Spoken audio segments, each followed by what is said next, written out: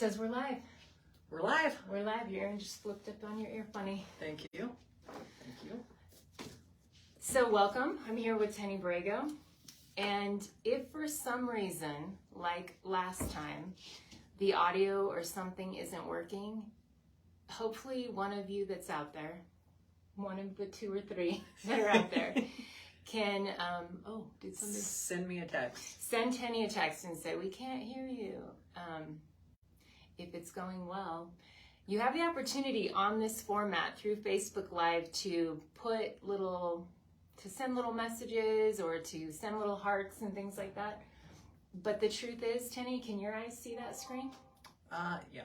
Really? You can see my screen? Your screen right there? Yeah. Like you could see the words popping up? Oh, no, I cannot. Me either. So.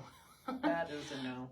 Yeah. So keep that in mind. If you have questions and you have Tenney's number, send her the question.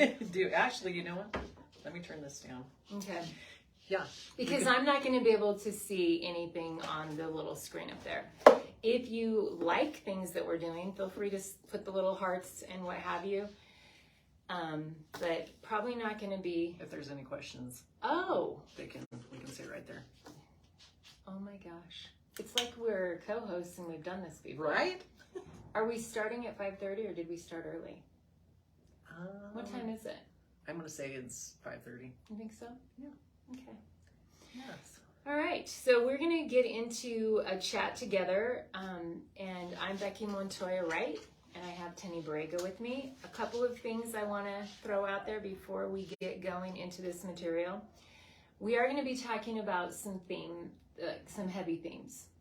And because of that, if you have younger people with you, or if you personally have experienced some of these types of things, then we just want to give a heads up. We aren't exactly sure what we'll be talking about. We have an idea, but it could go all over the place. Yes. And just to know that we are going to be covering some mental health themes related to mental health, suicide, overdose, things along those lines. It may not be appropriate for children, but Tenney, I think you got to make sure they see your shirt. It says, "I'm a good mom. I just cuss a lot." It's true. Freaking dang it. So there could be some colorful language today. There might be some things thrown out there. I gave up cussing for Doug. That's why you're so cranky. I didn't give it up. I actually probably have pulled Doug into the dark side of quite a few things. But I love it. He needed to be there. Every now and then I do edit mid-sentence. And I just stop talking because I don't even know the right thing to say. So I just stop talking. And that usually works out. So we're not going to necessarily be able to answer every question, but we'll do our best if anything pops up. Also, on occasion, Tenney, did you know sometimes people troll through things like this just to be mean? You've heard of that? I have. So if anyone is choosing to be mean, do you feel like anyone needs to defend us? No. I don't either. No, we got it. We got it. I mean, if you want to, that's fine. But yeah, I think we'll be all right, and then we don't It's have to have any weird little fights or anything going on. So if anyone is that bored that they're on this to be mean, we're just gonna let that go. Yeah. Okay, Tenney Borrego, you are White Mountain famous. No, ma'am. It's true. It is true. I've been many places with you, and I've never been anywhere that you don't know most everyone in the room. That's true. Yeah. So how, was that your mission in life? Did you grow up and think one day I will know every person in this town? How did this happen? No. Believe it or not, growing up, I had lots of friends growing up, but inside I was always a little hesitant. But number one, being related to a lot of people helps. Family reunions. Number two, my junior year, I graduated from Young High School. Go Mustangs. My junior year, I'm like, I'm just gonna go. It's gonna be my best year, and I'm gonna talk to everybody. And I did talk to everybody, and I'm a server, so I have to talk to everybody, and I belong to church where I know everybody, a big church, and so I just know a lot of people. You do know a lot of people. I'm not afraid to talk to anybody. Where all have you been a server? Like, I know where you are now, but did you have other places prior to where you're at now? Or tell us about that. I worked down at Miss Ellie's. It was down in South Fork. It's not there anymore. So I was there for 4 years and then took a break, raising families, and I worked at Charlie Clark's, and now I've been at the Bistro at Annie's for almost 8 years. That's where I see you, Bistro at Annie's. Yeah. It's the reason I go, when I go. I mean, their food's amazing, but I often go just to spend some time with Tenney. Glutton for punishment, woman. Yes, I am. So speaking of that, the first person to do a Facebook Live with me was also an Annie's staffer, Jensen. Jensen. Love Jensen. Jensen shared with me that he likes to scare you. He even showed me videos of him scaring the crap out of you. He is such a jackass. Yes. He is. And I love him, and his cute little tidbit about us, we have the same birthday. What? Yeah, we have the same birthday. But yeah, he's a total creep. Yeah, for that. I love him dearly, but he scares me almost every day. Multiple times a day. I'm sure this will help. I'm sure he'll never do it again now that we're talking about it. Oh, he will. Nothing like a little bit of attention to make the problem worse. I apologize. Yeah, great. He loved showing me the videos. Yeah, there's many, and he has many more since that.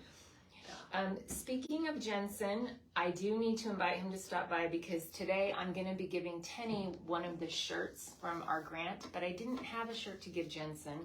So Jensen, when you get a sec, stop by and I'll get you one of these shirts. Part of why we're doing these Facebook Lives is we were able to get a grant, and our project is called Not All Wounds Are Visible.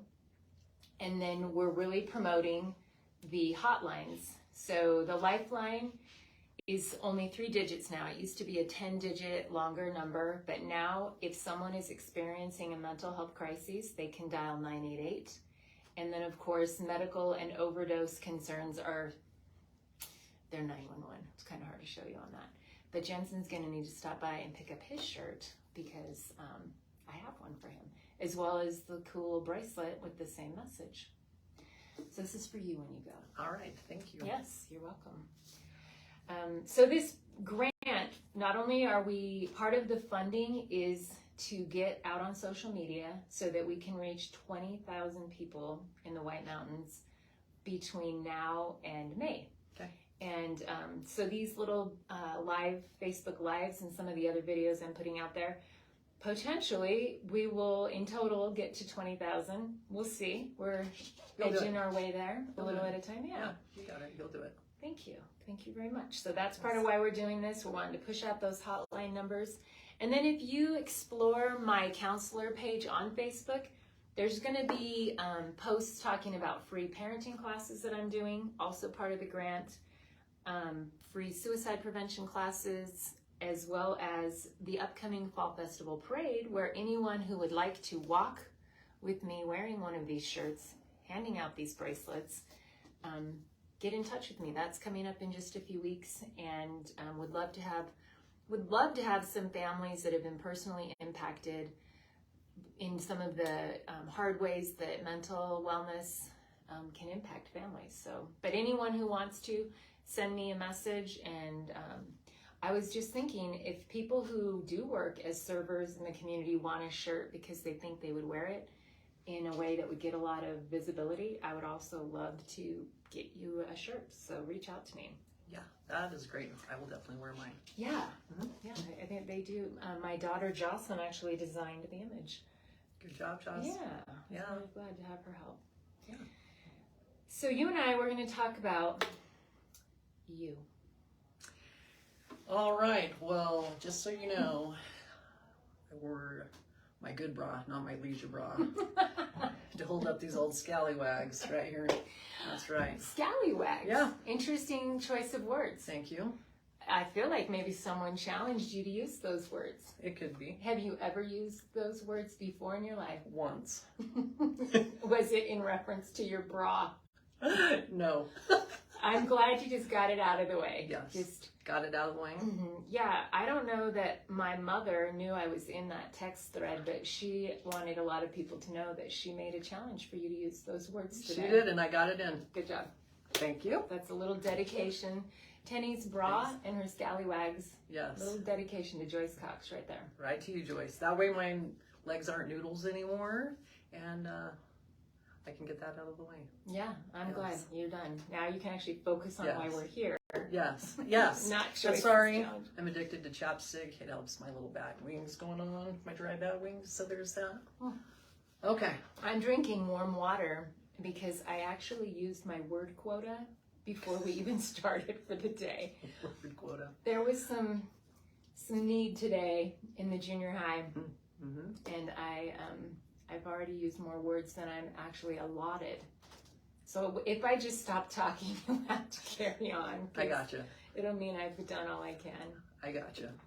All right, well, the place I'd like to start is just kind of going into, and then this is just right in head Do it. first. Yes. What? I'd like to know some of the challenges that you face. Now, keep in mind, we're going to keep this video available to people as long as we can. So share what you're comfortable having the world know tonight, as well as potentially forever. Forever. You know, well, I know. People know a lot about me. I pretty much say whatever it is I feel and think. Really? I know. Actually, I don't. I keep back a lot, which is, I know, surprising to some people because I say a lot, but I don't always say what really is on my mind because that wouldn't be good. But no, you know, I mean, as far as I'm concerned, you know, I know a lot of people know about me. I love to laugh. One of my favorite things to do is laughing. Laughing is like, yeah, if it's not, and I think a lot of things are funny, and I think a lot of things that are probably shouldn't be funny are funny. And anyways, I laugh a lot. And so that was a good thing with, I mean, I've had some pretty tough stuff in my life. You know, Sometimes the people who can laugh the most also can match that with some pretty dark spaces. Do you feel like you've had some of that fluctuation of maybe extremely joyful moments and then some spaces that have been, not, you know, a little darker? Oh, real dark. Real dark. Yeah, really, really, really dark. I would say the darkest point in my life was, and sorry everybody that you have to listen to me talk. I sound like a man, okay? So do I. I'm not. We joked about starting off camera and seeing if you expected women to come in with you. Yeah. I sound like a man. I'm definitely not a man. It is what it is. So, it's sultry. It's hot, Tenney. Yeah, I've heard, you know what? I sent my best friend a Marco Polo yesterday, and you know how it stops? And so I was looking at it, and I'm like, I watched myself, and I listened to myself, and I'm so sorry for anybody that has to listen to me. I think you have a great voice. Thank you. Yeah. That's why I wouldn't hear one of my best friends. That's why. Yeah. I think that you're fibbing, but thank you. No, I really do. I appreciate all humans, all the different qualities we bring, but I really appreciate a deeper voice, especially in a woman. I just do. Not gonna lie. All right. Well, that is legit. Thank you. Okay. All right. Now we're going into the dark times. Okay. We are back. So we're going back down. Mm-hmm. All right. So, 15 years ago, in May, I was pregnant with my last daughter, Trey, and went into the hospital to have her. And for some reason, all of my 5 daughters thought it was really cool when I was pregnant with them to be breech, because they're all naughty. And so, so with Trey, she had flipped head down, and like 4 days before I went in, and they're like, "Yep, we're gonna start you." She sat down, we're gonna go. So we went in, and everything was good, everything was great, and the nurse came in about 3 hours after we'd been there, and she checked me, and then she checked me again, and something was wrong. I could tell something was wrong, and She says, your baby's hand is over its head. Okay, is that going to affect delivery? No, it's no big deal. So to make a long story short, Trey had flipped transverse and had her arm down in the birth canal, and they tried to turn her. They didn't know that's how she was. So when they tried to turn her, it pushed her into her shoulder, and she went into distress, and they lost her heartbeat. Oh, jeez. And so, anyways, it was terribly frightening, scary. They got her heart back, but it was immediate emergency C-section. And so they took me back for a C-section, and the doctor wasn't talking, the nurses weren't talking. It was a quiet rush. I could tell that it was not good.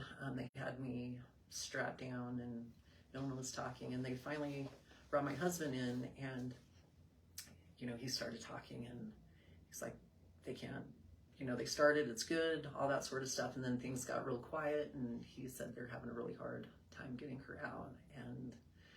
And just about 30 seconds later, the doctor says, shit, we can't get her out. And pure panic on my part to hear doctors say that. And so I don't know how long it was after that. They finally were able to get her out, and they flipped her up over so I could see her, and then that was it. They put me to sleep.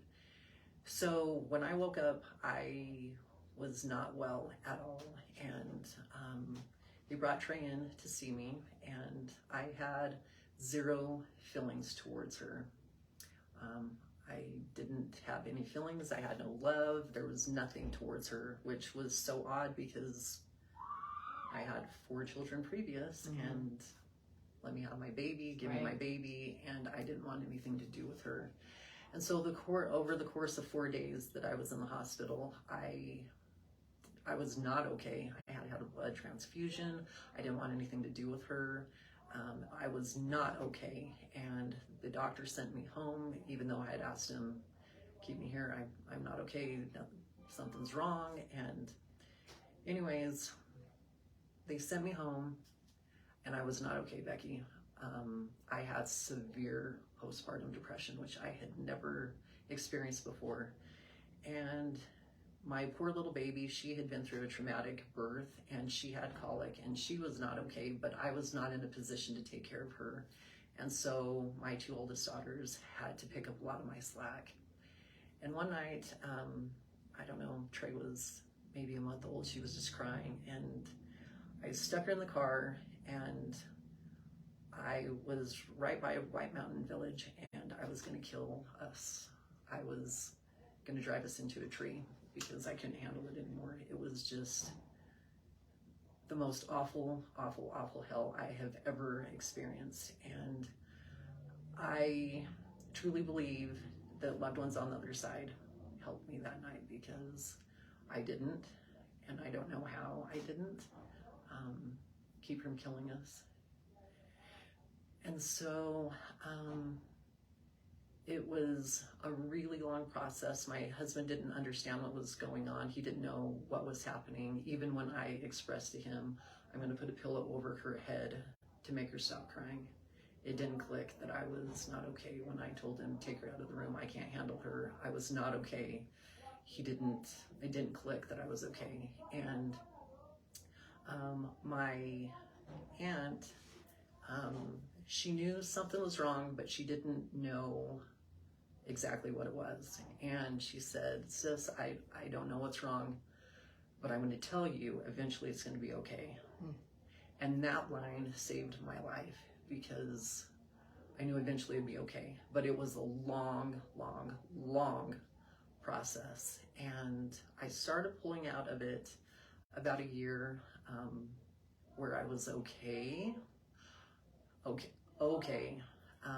But when Trey was 3, my husband was a firefighter, and we went up to see him, and he finally came out and he said, you just missed it. A lady had to stop here, and I got to help deliver a baby. And for whatever reason, that flipped a switch with me, and I blew up on him, called him horrible names, told him to F off. It just was like a trigger. It was a trigger. And he's standing there not knowing what happened. And we left. I went home. He tried calling. I'm like, I just can't. And so when he finally got home, he's like, what? Yeah, really caught him off guard. What was that about? And we were sitting in our room, and I said, I've got to tell you, because you don't get it, I have to tell you what happened with Trey. And so I explained everything that would happen. I'm like, these women that killed their children, I understand it. Yeah. I understand it. Before I'm like, what in the hell's wrong with you? Right. Why would you do that? I completely get it. I had my doctor tell me, do you want to hurt yourself? Do you want to hurt your baby? Inside I'm screaming yes, but I told him no. You said what he would want. What you felt was the right answer.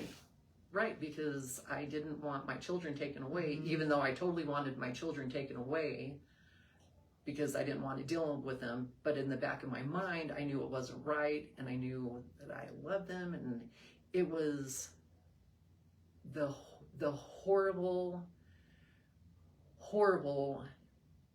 crap that goes on in your head. It is dark and it's horrible. It's the most darkest hell I have ever experienced. And so these women that kill their children, these women that kill themselves, I understand it. These people that kill themselves, I understand it. You have a compassion and an insight from where they're coming from that you just didn't have before. Right. I didn't understand it. And I just thought, how selfish. You know what I find interesting? First of all, I appreciate you being willing to share that. I want to just share with anyone watching, I gave Tenney just kind of like hey, we're going to talk about challenges and we're going to talk about resiliency. And that is all. Like, we did not have any plan past that. And even as I've been thinking about the things Tenney might share, I would not have put that on the list. I had no idea that was even part of your story. And like, I could have thought of things from when you were a younger girl, things that have happened with your family growing up, things happening when you were a young mom, marriages. Like, I had a whole list of, I wonder what she'll bring. I wonder what we're going to talk about as a challenge. And for you to share that the darkest challenge you've faced has to do with postpartum depression, I didn't even know till we were talking right now. And I kind of love that you shared something I didn't know, because I think that the message we would want people to have is, I mean, how perfect does that go with this fame? Not all wounds are visible. I would not have known that you had even, I'm sure people did know, and maybe you've shared it with people since. I knew you then.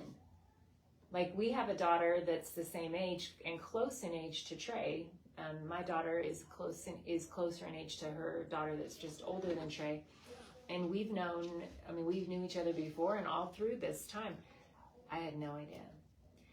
And I love that you're sharing this. So 3 years in, you finally expressed to Ezra kind of the backstory.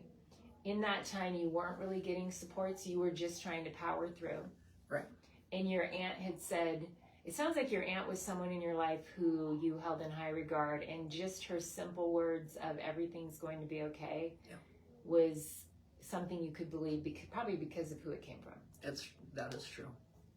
And that was pretty much what had you. So for 3 years, one person's generous, comforting words were getting you by. Yeah. Eventually it's going to be okay. Eventually it's going to be okay. And along with what you feel was powers from the other side. Oh, for sure. On that evening especially. Oh, for sure. That is a part of your story I just did not know. Well, so tell me, pick up from there, how you feel like, kind of where things went from that point, and when you started to feel like some general stability again emotionally. It was still quite a while, and even then, even now, it sometimes surfaces, which is so weird. But I know I had to go through that experience to be able to relate to friends, to be able to relate to my daughter. She just had a baby 5 months ago, and cutest little fat baby, yummy. Ooh, she's so cute. But she went through postpartum depression as well. And she's like, Mom, I have a disconnect with her. Where if I wouldn't have gone through that with Trey, I wouldn't have understood that with Chandler and her baby. And, you know, it's powering through is being able to open up and say it out loud. Mm-hmm. You know, when I told my husband that I wanted to kill her and to kill myself, he said, never say that out loud. Hmm. That's the problem. Mm-hmm. I'm like, that's the problem, is that we need to be able to say to someone that we completely trust, I'm not okay. Yeah. You know, you didn't know, because who's going to come up and say, Becky, I'm going to kill myself and I'm going to kill my baby. Right. You know, we need to be able to say exactly what it is, and know that we're not going to be judged for it, that our kids aren't going to be taken away, or that we're psycho, or we're going to be put in a psych ward or whatever. It's a chemical imbalance. Stuff's going on. You know, mental things are happening, and there's nothing wrong with being on medication for anything, yeah. whatever yeah. You've got going on. Yeah, no, there's nothing wrong with that. Wait, what struck with me powerfully that you just said, because I've had some experiences too, and I've worked with a lot of people who have gone through some hard things, and then their moment of understanding it more fully is when they have the opportunity to be a support to someone going through something similar in a way that they never would have been if they hadn't had that experience. Yeah. And so sharing that you had this experience, that prior to having the experience, you might have seen things on the news or heard things and been like, what is wrong with those women? Like, how in the world? But then you have this powerful experience of being there, living that, and you now have this new space inside of you of compassion where, you know, if somebody came up to you that had a newborn and used those very bold words that could have been very abrasive to you before, you would be like, gotcha. Sit with me, yeah. Tell me about it. Yeah. And now it's benefited your own daughter. Yeah. I love that. Yeah. Where you could have maybe had more of a, come on, snap out of it. You got a new baby, yeah. Get over it. Right. You should be so... We do a lot of to ourselves and sometimes to others, or maybe a lot to others, of you should be so grateful. Somehow that being grateful automatically takes away depression. Yes. And those two things can exist very simultaneously. We can be incredibly grateful and incredibly depressed. And we can even understand how in conflict those two things are, and it doesn't magically make one go away. Right. That is a powerful story you're sharing. So whenever you see a new mom, do you find yourself just kind of approaching it with that, not necessarily asking straight out, but do you just find yourself really tell me a little bit about that, or do you just ask straight out? I've seen you around new babies and big babies. Little babies. Babies are ripped out of arms by you. It's true. Yeah. I love me a baby. Babies are wonderful. No, this may come as a shock. I'm actually very blunt with them. You just ask straight up. I don't even ask. I tell them. I don't ask them, because sometimes, like when my doctor asked me, mm-hmm. if he would have maybe, and I don't know, maybe if he would have approached it with, you know, if you're feeling these things, it's okay and it's normal and it's okay for you to say it. Right. And that's what I tell new moms, and I tell their partners and their spouses, their significant others, you need to watch for signs. Yeah. But I tell the mamas, you know, it's one thing to have baby blues for a couple of days. It's another to sink and sink and sink and not have connection with your baby and not have connection with others, and to feel that like you're in the darkest, deepest pit with no way out, and you just want it to stop. And so, you know, and I tell there's whoever it is, watch for these things. Watch. Pay attention to what they're saying. Pay attention to what they're doing. Ask them. Don't put pressure on them, but ask, Yeah. and don't freak if they say something. Yes, because we don't always receive surprising news very well. When someone says or shares something with us that we weren't expecting, and especially something like, it's like I'm feeling like I want to kill myself and this child, like that would definitely fall in the category of something we don't expect people to say. No. It has some shock value. For sure. And so becoming prepared to be a space to hear, there are a lot of things that can be said that are shocking. We have young people who are talking to their parents about topics their parents never expected them to talk about. They're talking about sex, they're talking about drugs, they're talking about their political affiliation. Some parents get the shock value to learn that their child isn't aligned with the family model. Right. I mean, some of them are talking about taking a step back from the religion they were raised in. Right. So many things that can be very shocking. Sure. And being ready to be that place and to be that soft landing for news that surprises us. It's tricky and hard to do. I want to ask you, and maybe you aren't sure what the answer to this would be, but what would Tenney now tell Tenney in that car with baby Trey? Turn around, go to the hospital, call your aunt, call someone, pull over, just sit with it for a second and figure it out. And, get help. Tell your doctor you need help. Get on medication. Do you feel like now Tenney would be just an amazing good friend to then Tenney? Yes. And do you feel like then Tenney just wasn't a good friend to herself? No, not at all. No, I wasn't. But I wasn't capable of being a good friend. I was not mentally capable of being there was a friend to disconnect. myself. Total disconnect. Yeah. It's interesting when we think about messages that our now self would give different, like I think sometimes about what would me now say to me at this point or that point. But when I think about what I was saying to myself then, it was not, there wasn't an ounce of kindness or compassion or curiosity. It was all critical and judgmental. Oh, for sure. And giving ourselves permission to be more curious about ourselves and more compassionate, less critical, less judgmental. Yeah.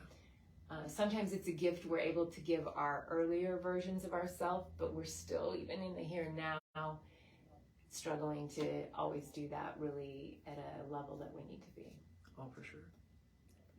Well, I'm glad that you've been able to be such a support to others and to use your very bold manner to encourage young moms and those who support them to understand that and look for these signs and be willing to get these supports. Yeah. No shame. No shame at all. No, and it was actually it was a good thing in the sense of I went to my doctor. It took me 14 months to finally go to him and tell him I almost killed us. And if you would have taken 30 seconds to look in my eyes, you would have known I'm not okay. And you are over women that are delivering children, and a lot of these women are not okay. You need to be proactive in telling women. I went and talked to the lead nurse at the hospital. They tell us what to do with our crotch and our nipples and our babies and all that. Lots of directions. Yeah, out there. and then if you feel like shaking your baby or blah, blah, blah, like, nah. No, you need to be more proactive. This needs to be at the top. Mm-hmm. It needs to be at the top. Yeah. Because you're going to lose moms and you're going to lose babies. Yeah, and I've been thinking so much about the categories that we're losing people in our community, and I hadn't even thought about how fragile that population is. So you're heightening my awareness to something that I had a lot of anxiety as a new mom with all of my kids. I didn't want people to touch them. I didn't want them to come over. I didn't want to leave the house. It's not much different than it is right now. I'm not going to lie. But I didn't, it was more, and anxiety and depression are pretty partnered. It's a type of depression. Sure. But it looked different than yours, very different than what you're telling me. And even though I had a lot of that anxiety rise, I just hadn't even, in my awareness and the way that I'm trying to heighten people's understanding, I hadn't even really considered what a fragile group that is. And so this chat's really going to help me recognize that this whole idea of not all wounds are visible, we need to keep new moms in our awareness. All of us can do a better job of heightening our awareness. And even if we aren't sure how to be bold, then we can say, hey, my friend Tenney told me I need to be bold about this. We can use her as kind of our lead-in and just share some of the stories she just shared with us and normalize it in a way that's helpful so that people can get the supports and help that they need. Yeah, for sure. Thank you for sharing that. So you finally were able to have a conversation with your doctor, and then you were able to start to, you said even still there'll be moments where some of those feelings kind of find their way to the surface. But what other things, as far as, not just in regards to this challenge that you faced with Trey, but just in general, challenges in general, you've mentioned having a solid family member that you trusted, this aunt, as being critical in your wellness. What are some of the other things that have just helped you either to emotionally regulate on the daily? Dr. Pepper? Dr. Pepper. Dr. Pepper and chocolate always. So maybe like just on the daily ups and downs, but even on some of the bigger challenges, what would you say are some of the things that you found build your resiliency?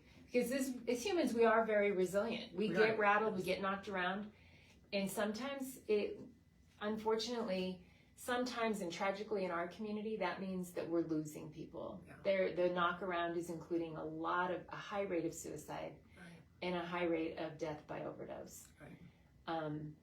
But as high as those numbers are, there are a lot of us that are being able to keep moving forward. What are some of the things that you think contribute to that? Things that have helped me in my darkest days, like I said, laughing, but sometimes I had a moment about 4 years ago. I left for the weekend because I couldn't handle, as public as I am and as much as I love visiting with people, I love to visit with people. I also need to be left alone. I have to have that for myself, to regroup, to get myself... Decompress. We ran away. But something happened and it just... I was not in a good mental state. I wasn't. Not like suicide, but I was mentally drained, depressed, on the verge of a literal mental breakdown. And so I left Sholo and I rage screamed with 80s music all the way to Payson. Had the windows down, had my music blaring, and just rage screamed. Music therapy. Yeah, all the way down to Payson, and I stopped at Sonic and got me a corn dog and a Dr. Pepper and rolled the windows up and turned the music off. And then silence. Just needed silence. And that, sometimes rage screaming, sometimes silence. My very best friend in the whole entire world, Stephanie, she knows everything about me. Being able to call and just emotionally vomit. Your friend. It is. And I've told my husband, and I've told other men, there's a reason why we have girlfriends. We have to.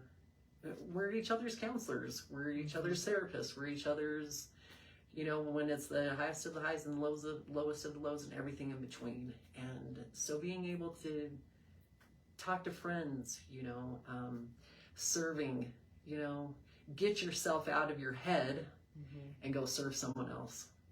Even if your heart's not in it, your heart eventually will be in it. And taking something as, you know, taking a Dr. Pepper and a candy bar to someone else, you know, service. You're kind of known in my circle for being the first one to send a birthday message. I'm usually, and they're usually like at 12:01 in the morning. I haven't figured out if I send it at 11:59.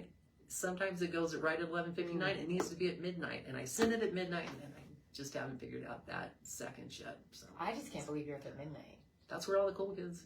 Yeah, this cool kid is not up at midnight, so I don't ever. And the cool kids get up early in the morning. I don't see your message until the morning, but I don't know, the last several years, I'm like, I know who my first message will be. No pressure. If you ever are asleep on the morning of my birthday, by all means. Oh no, I set an alarm. Make sure I don't miss it. Just in case. So anyone that has Tenney's number, I'm sure you already have a bunch of people who want to fight for that spot, that 12 a.m. spot. Send me your number. We need to birthday slam Tenney with all kinds of messages when her birthday rolls around for that early morning spot. I love the things that you shared as ways that kind of have helped keep you regulated and helped you through just day-to-day stuff, maybe some of the little things or the bigger things. None of those things in and of themselves are going to be a cure for everything, but they certainly together can help us find some resilient places. Yes. And we all have kind of our own, like, raging music isn't probably going to be my thing. It would be Doug's. Doug could totally do that. I don't know if he has a lot of, he does have an angry playlist. Doug Wright has an angry playlist. Yeah, Doug. Yeah. Yes, Doug. I just remembered. Yes. Yeah, sometimes you have new motivation in life and you create an angry playlist. But I have my things too, and it's like we dial in our things, and but what makes it hard in life is sometimes when we need to do the things that help, we can't remember the things that help. Right. And so make sure you have people in your life that can remind you. Yes. And tell your friends, go get on antidepressants. For reals. If it's needed. If it's needed. No shame. Do it. There is no shame. There's no shame with mental illness. There's no shame on being on antidepressants. There is none of that. Do it. And we need to just kind of get those stigmas lifted in our conversations. That we have. There's nothing wrong with I have been on antidepressants. I have as well. Yeah. There's nothing wrong with that. Yep. So absolutely life-saving. It is life-saving. It is life-saving. I'm glad that you're being an advocate for wellness. Yeah. Thank you, Tenney Borrego. You're welcome. So I had another question, and I kind of shared it with you right before turning on this whole thing. That should have been recorded because it's pretty funny. It was pretty awesome. I know, it takes me a minute. I guess I don't ever want to get too good at it. I mean, it's something I want to do occasionally, but I don't want to be so good at it that I'm doing it too often.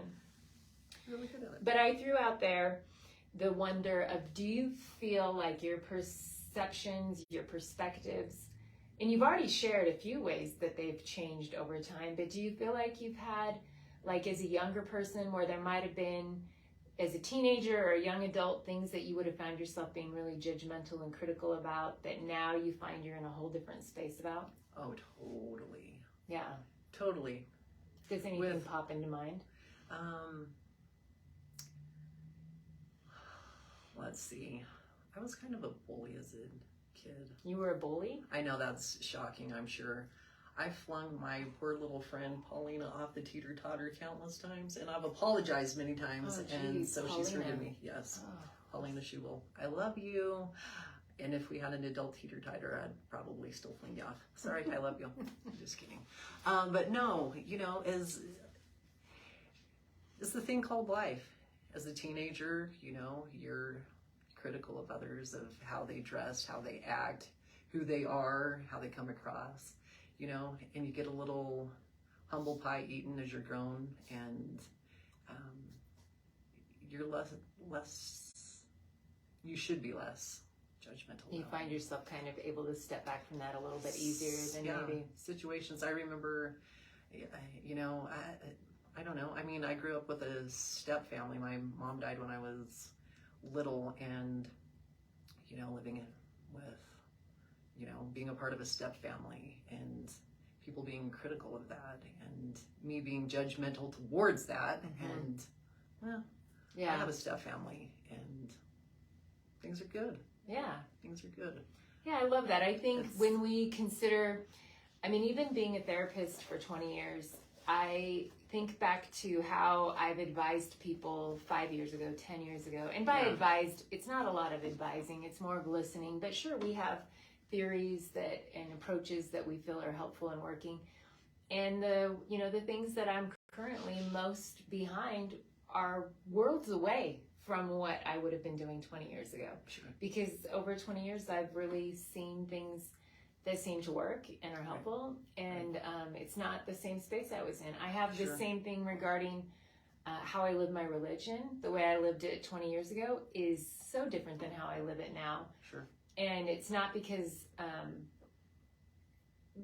I'm not even sure how to really explain it, but how I live it now is so much more representative of who I am rather than who I was not necessarily pretending to be, but how I thought it was supposed to look. Be. Yeah, like this checklist, if it's supposed to look this way. Right. And now I'm to this space of, but genuinely, I love living my faith for these reasons, and I find that I'm just a much more real, genuine human when I do it this way. Sure.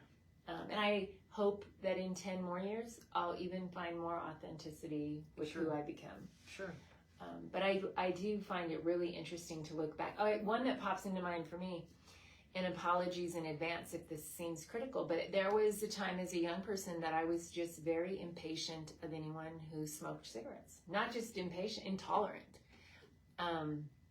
To the point that I thought they should be forcibly removed from public. I mean, really, I was a brat about it. And that kind of thing doesn't faze me at all anymore.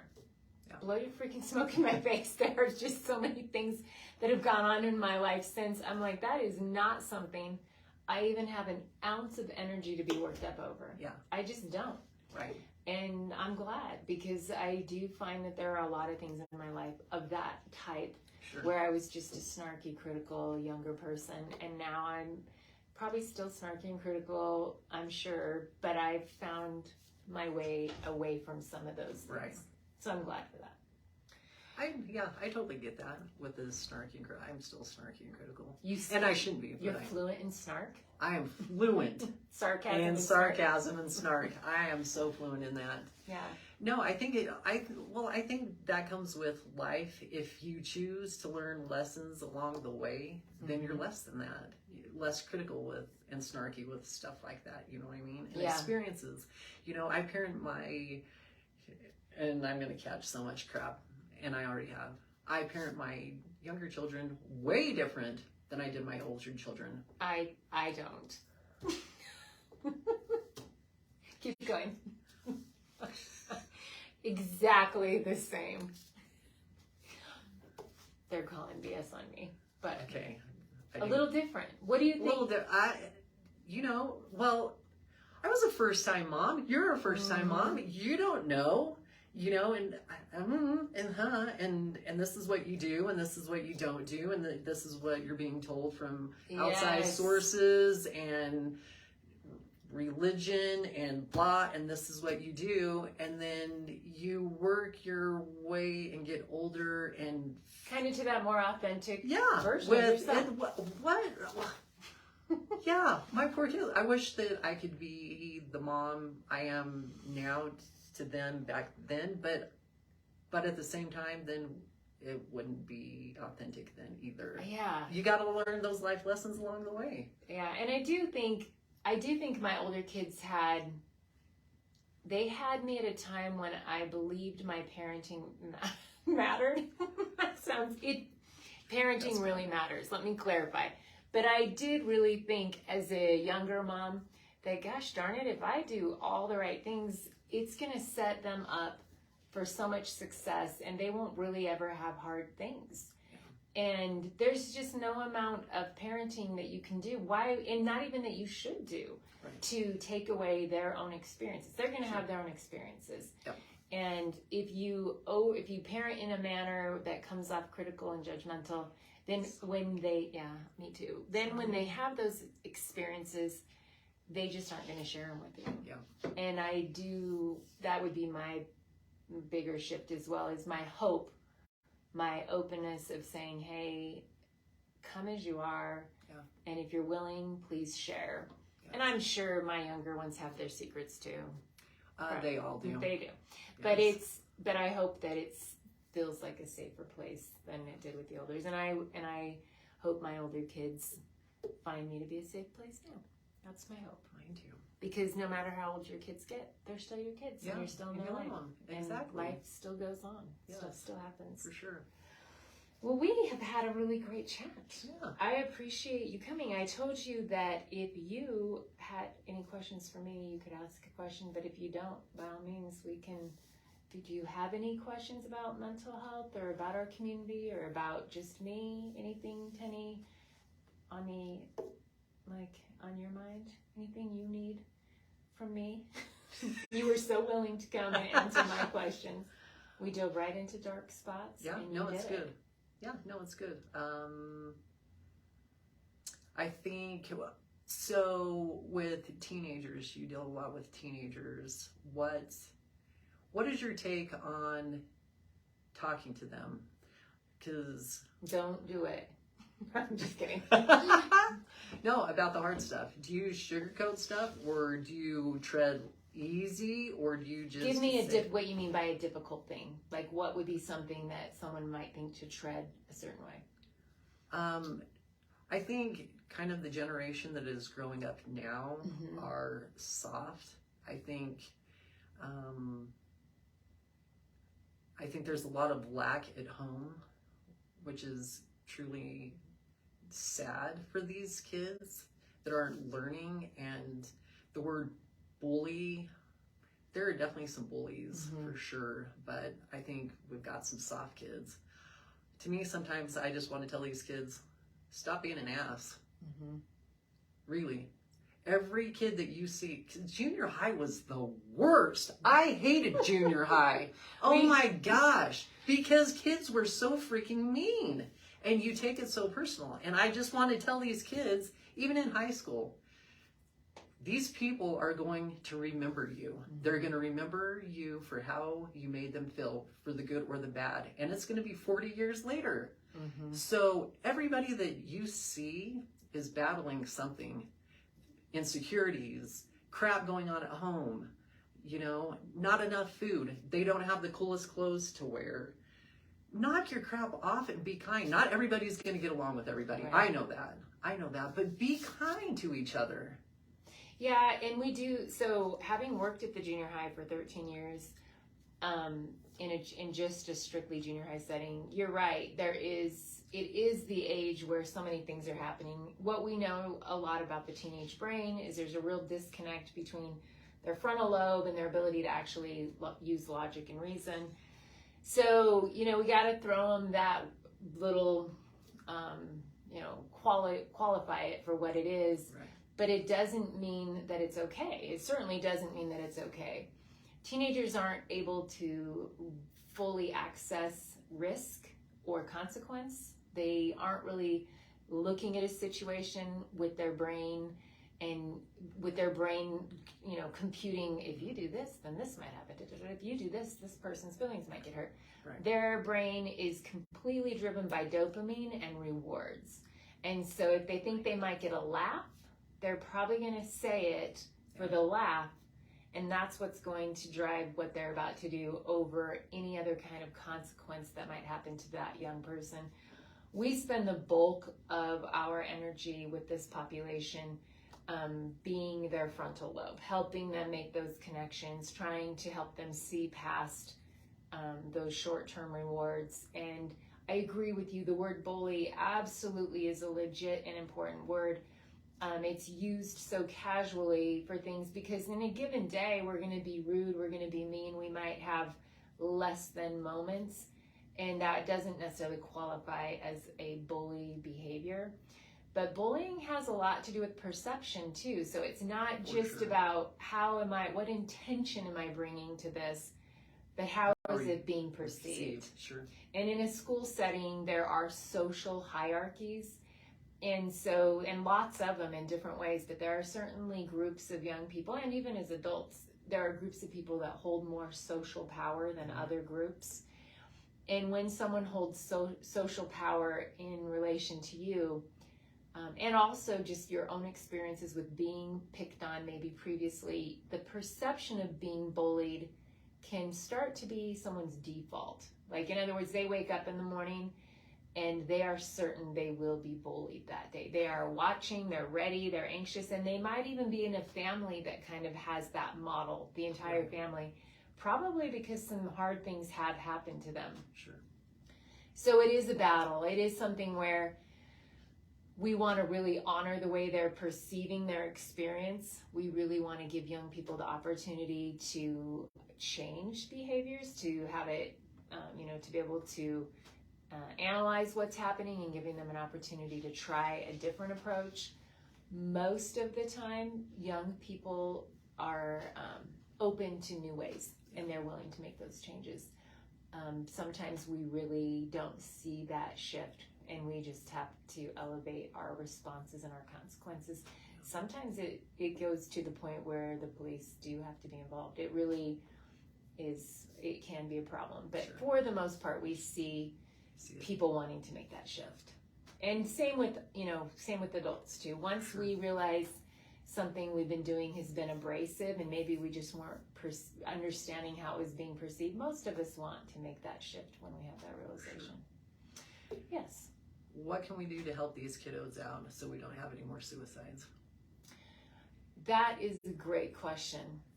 I am really hopeful that having conversations like this and having young people know that they can tag in a trusted adult or a trusted peer, or they can go to one of these resources that are available to them, I'm hoping that will help.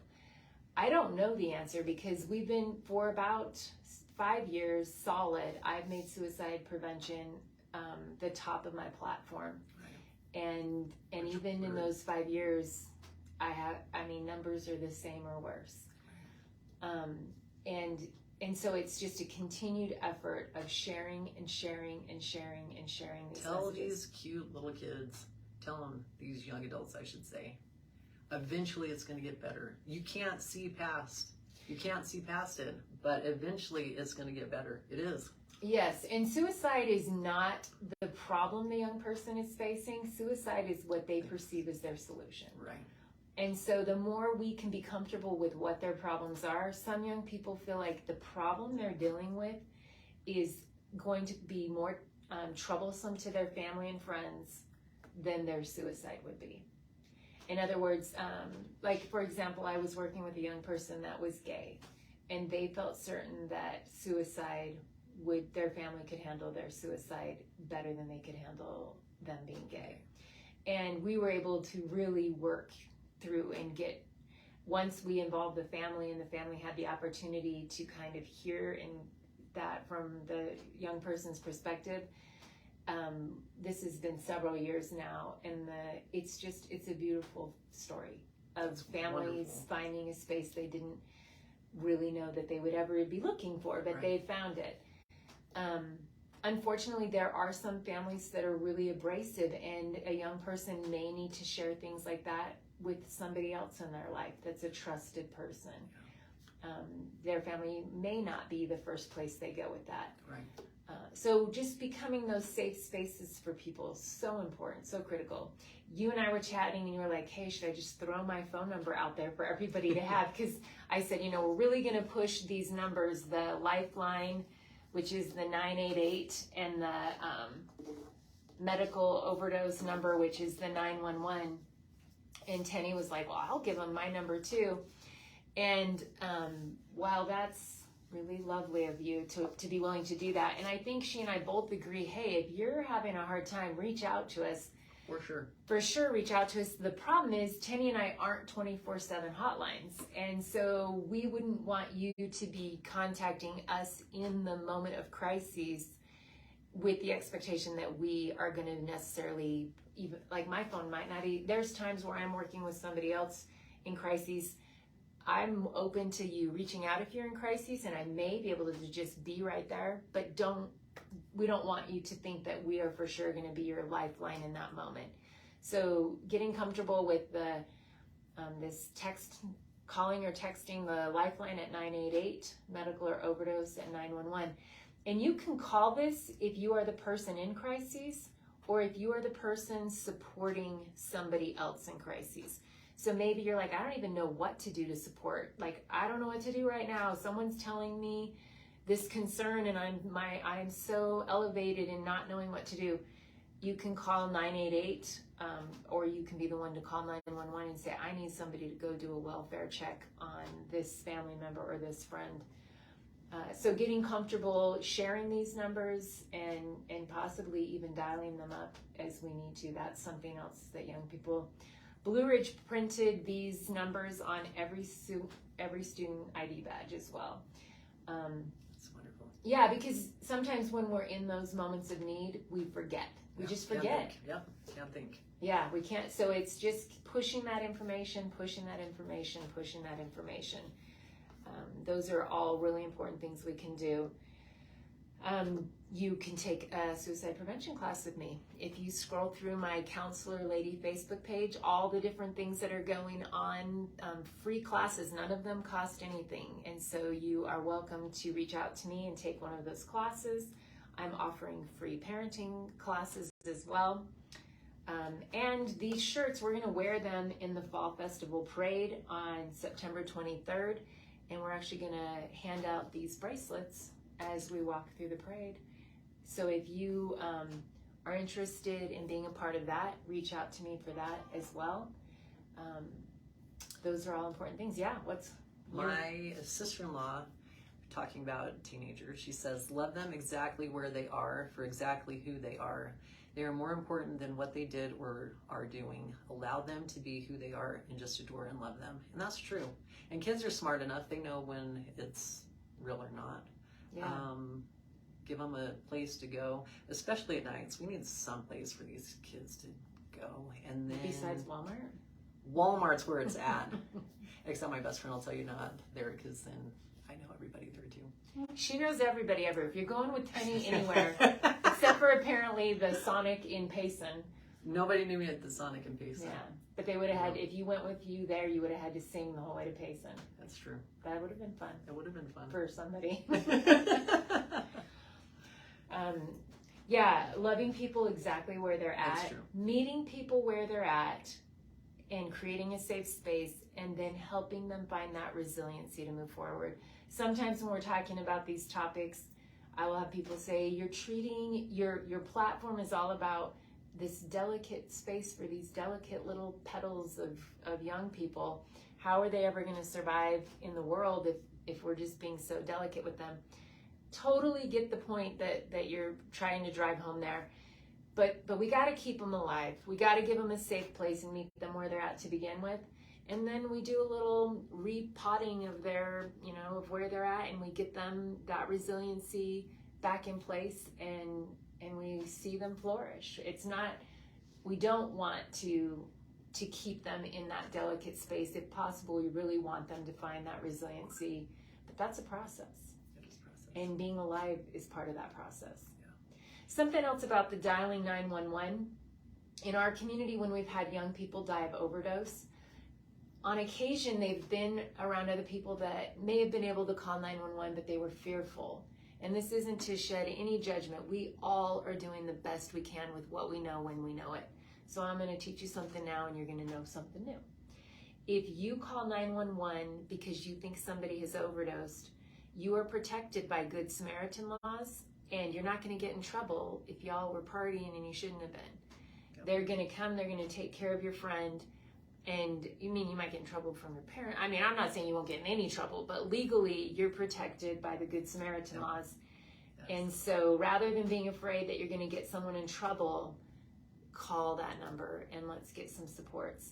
And if you or others that you know have been impacted by suicide or overdose and you feel like, you know what, I do want to go and be in that parade, but I don't want to wear her shirt. I want to wear the memorial shirt that we did for this person.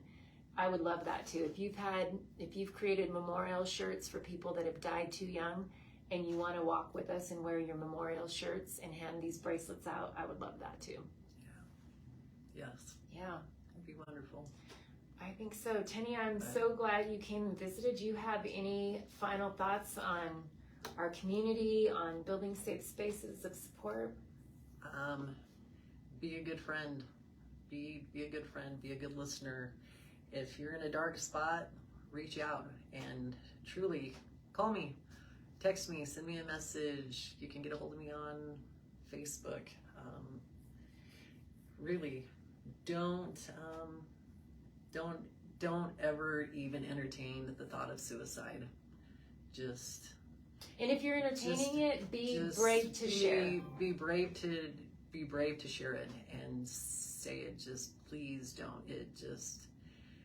It's heart-wrenching, and people have PTSD from that. I have a good friend that sent me a message today, and his life partner committed suicide 25 years ago, and he still suffers from PTSD from it. It just is. It's terribly sad. It is sad. So and you terribly were sad. when we were talking about the postpartum depression and being willing to say hard things and being able to receive hard things. And then you asked me a minute ago, you know, how do I put it with young people? And if it is okay to ask someone, are you thinking about killing yourself? Are you planning to kill yourself? Is that on your mind? Talking about suicide in a helpful way is incredibly supportive and relieving to the person that's having those thoughts. Now, there are plenty of platforms that speak about suicide in very unhelpful ways. They are not mental health platforms, and there's a lot of dark stuff out there. Yeah. So I'm not suggesting that all ways of speaking about it are helpful, but to ask somebody, you know, if they're having those thoughts or if they're in a dark space, that often brings them tremendous relief to just say, yes, I am. And if our follow-up isn't, well, snap out of it, because that's not necessarily the most helpful response, but if we're able to say, let's be together, let me sit with you, let's talk about this, and then you can explore the level of concern that you have, and you can start to look at other resources that maybe need to be included in your supports of that person. Those are all going to be, if you want more on where we would take that, let me know. You can come to my suicide prevention class and we'll explore how we can continue that process. But the short answer is you can call this 988 if you're supporting somebody who's having that experience and you want to support them. Yeah. Well, good stuff. It is good. And I am so glad you came today. Hopefully we're in August. Yes, we are. So my plan is that we will do one of these each month through May. I don't know who's next.